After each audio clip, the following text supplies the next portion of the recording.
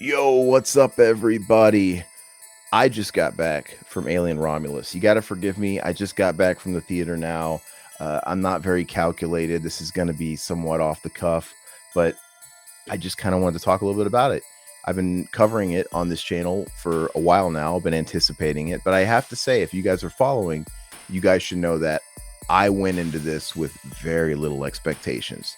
To go into this thing and expecting it was going to be as good as the first couple of movies was ridiculous, asinine. So that's not what I even wanted, right? I don't necessarily think it was too tall of an order for it to maybe be the third best film in the franchise, but I just wanted a pretty good Alien movie. That's all I wanted, man. Right? Once in my lifetime, my adult life, I wanted to see a great Alien movie in the theater, a fun popcorn flick, right? And I have to say, I was so surprised, man. This movie was awesome. It really, really, really, really ticked all the boxes for me. It's as good as I hoped it could have been, and it even delivered on a couple of other things. So I'm not going to get too spoiler heavy, actually, but I think everything about this flick excelled. I thought it looked fantastic. The set design was fantastic. The lighting was fantastic. I loved from the get-go in the trailers that they were going with a red theme in the colors, right? It hasn't been tapped in much in the franchise. And I love how each of the films in the series, they kind of are represented by a different main color in their tone and their palette. You know, the second one's very, very blue, a little bit of red, but it's mainly blue. And then the third one is all orange, if you remember, and Resurrection's like green for predominantly. And so I love how this one looked the way it did. And sound, man, the sound design was insane. It was so good. It honestly took me right back to maybe the 80s. It felt how I feel a modern movie should. I'm turned off by a lot of modern film. I just am, man. I'm just not plugged into the way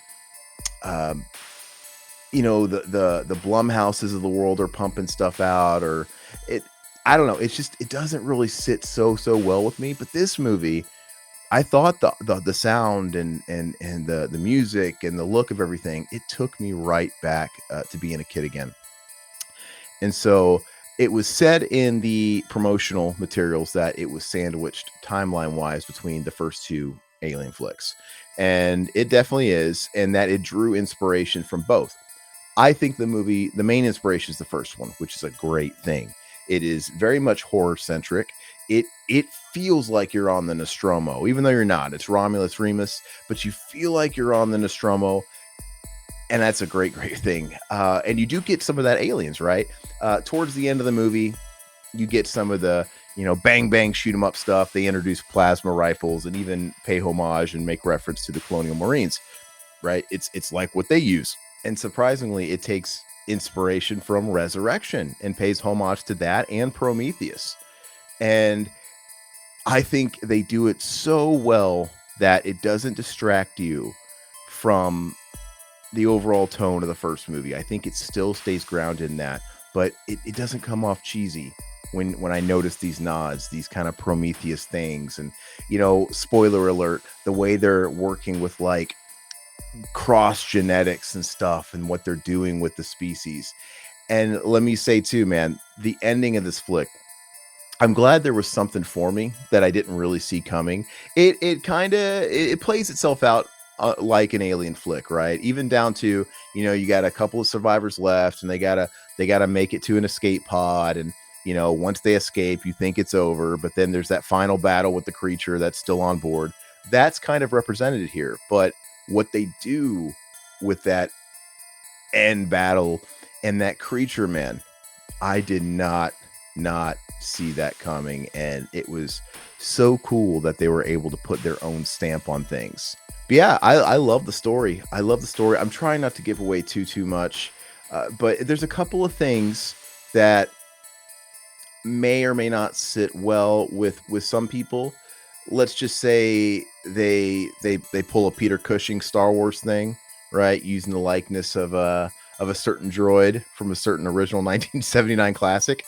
But I think they did it well, man. I think it looked way better than that. I thought the technology is the best it's been. I thought he looked good. I thought Ash looked amazing. But the thing is one thing I didn't catch. So when they come across Romulus, they find a droid that's severed in half by the torso, kind of like Bishop, which I think is a little bit of a homage to Bishop. And they discover it resembles Ash from the first flick. However, I didn't really quite catch it when he was introducing himself. I think he had a different name. And it wouldn't make sense that Ash was here because he goes on to say that the people that were occupying the ship came across the Nostromo and all that stuff, and that's kind of how they got the species on board and all that stuff. And it's Weyland Yutani, and it's the same old song and dance where they got to bring shit back to Weyland Yutani, right? The company.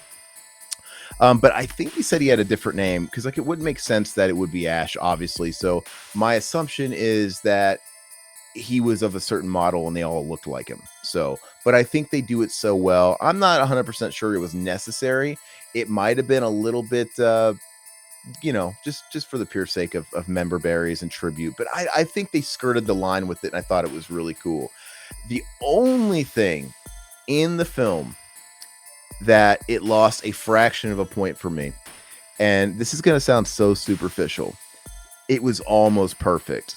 We almost made it through the whole film, and then at the end, towards the end of the flick, Andy, the droid of the film, he does a callback, right? When he's blasting one of the aliens, he rescues his quote unquote sister, Rain, and he points a pulse rifle at the xenomorph and he says, "Get away from her." And there's a huge pause, like pause for audience uproar. And then, "You bitch." It comes out of left field. It makes no sense.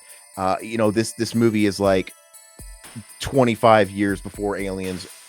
During this film, Ripley is in hypersleep, floating around in her pod. She hasn't been discovered yet. So not only has she not said it yet, they've never met her. It makes no sense other than to give a wink and a nod to the audience. And my biggest problem with this is that always takes me out of it, of any movie. And if you're going to do it, at least let it be consistent with the whole movie, because this movie doesn't really have any of those cheeky wink nod nods. All the stuff that pays tribute is woven into the story very well, and it's very natural feeling. So when he said it, it just took me right out of it. Like, dude, who approved this? And it's not, it reeked of, oh, we need something for the trailer, but it wasn't even in the trailer. But whatever. I mean, I'll get over it. Outside of that, fantastic. I don't want to give a rating yet. I kind of have to come off the high of it, but I think this is going to please people. And I think if you're like me and you just don't go in expecting something to blow your mind like the original Alien or Cameron's Aliens, I think you're going to be sitting pretty well.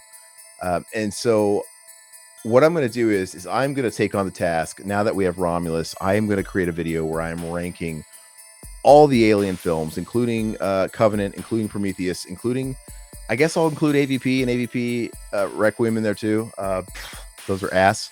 But I'm going to take that on and put that out next week and then that'll give me a chance to really marinate on this film. And then I could sort of put a definitive list together because I am super passionate about this series. And I'm just so, so happy. I can't remember the last time that I was sitting in a theater just smiling. And there was tense moments. And there's a couple of jump scares, but I thought they were done pretty well. But there was some tense moments, man. Really, really cool stuff. And it really, really had something for everybody. Plus, I got my bucket. So do me a favor. If you guys like this video, please give it a like. Drop a comment. I want to talk to Alien fans. Let me know what you think of this flick, man. I am dying to just talk shop with you guys. Let me know how you think it fits in the series. Or, if you haven't seen all of them, just maybe this is your first Alien movie. It's possible. Let me know what you thought of it, man. I don't know. I'm just so happy. It's a good time to be an Alien fan. And by the way, this movie, Fede Alvarez did a great job. I'm really, really impressed with him. I never really cared for his Evil Dead remake, but I liked Don't Breathe. So I was cautiously optimistic of his skills, though, and just I thought he just blew it out of the water. He did so good. So he's proven to me that if they can resurrect this franchise after what, decades of duds at this point, maybe there is hope for the Terminator series. Maybe they could actually make a halfway decent Terminator that captures the tone of the two good films they got. Anyway, guys, please like the video, please subscribe, leave those comments below, and I will catch you guys very, very soon.